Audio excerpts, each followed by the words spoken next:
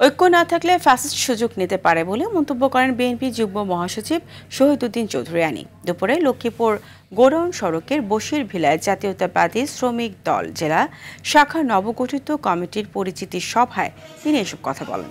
এ সময় তিনি আরও বলেন, এবারে নির্বাচনটা বিভিন্ন এবং ব্যতিক্রমধর্মী, যার কারণে বিএনপি খুব বেশি গুরুত্ব দিয়েই গণসংযোগে নেমেছে। এই সুদৃঢ় ঐক্যের মধ্যে থেকেই বিএনপি কাঙ্ক্ষিত টার্গেটে পৌঁছাবে বলেও আশা করেন তিনি।